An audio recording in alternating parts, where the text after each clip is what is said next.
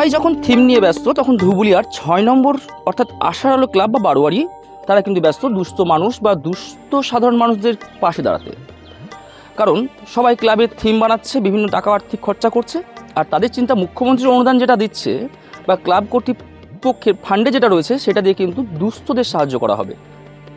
Theme করলে তো 5 দিনের, তারপর এই দুস্থদেরকে কে দেখবে? যেভাবে থ্যালাসেমিয়া রোগ বেড়েছে, সেই থ্যালাসেমিয়া রোগের মরণ চাহিদা যাতে না হয় সেই চাহিদা মেটাতেই কিন্তু এবার রক্তের আয়োজন করছেন ধুবুলিয়া আশার আলো ক্লাব। যদি কোনো অসুবিধার সৃষ্টি হয় সাধারণ মানুষের, তাহলে আমাদের পুজোটা করে কী লাভ? পুজো তো না করলেই হবে। সুতরাং পুজো আসছে, উমা আসছে ঘরেই, 5টা দিন যেন কোনো সাধারণ মানুষের অসুবিধার সম্মুখীন না হয়, নাই এদের কাছে কোনো ঝই ঝামেলা অশান্তির সৃষ্টি। সুতরাং বলা যেতেই পারে শান্ত পরিবেশ রেখেই কিন্তু এরা পুজো করে আসছে।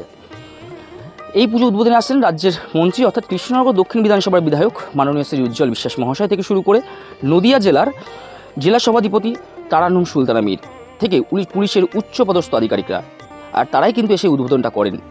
আর এই উদ্বোধনের পরেই কিন্তু ধুবুলিয়া জুড়ে কিন্তু এই 6 নম্বরের জন্যই শুধুমাত্র একটি উৎসব মাতোয়ারা বা উৎসব রবরব ভাব, যা ঘিরে কিন্তু এখন তুমুল প্রস্তুতি শুরু হয়ে গিয়েছে। আর সেই প্রস্তুতি কিন্তু আমরা আজকে দেখালাম।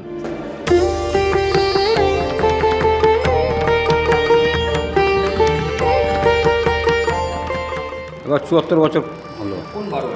এটা ধুবুলিয়া 6 নম্বর, 23 নম্বর, 3 নম্বর গভর্নমেন্ট কোনো আশার আলো ক্লাব বারোয়ারি।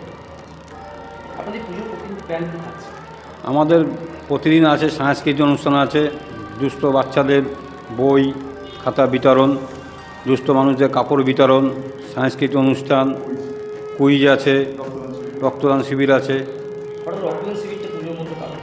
আমরা এখন যা থ্যালাসেমিয়া পেশেন্ট নিয়ে যেরকম রক্ত টান চলছে, আমরা প্রতি বছরই আমরা রক্ত দিই। সেই উদ্দেশ্যে মাথায় রেখে বিগত 3 বছর দিয়ে আমরা রক্তদান শিবিরটা করছি।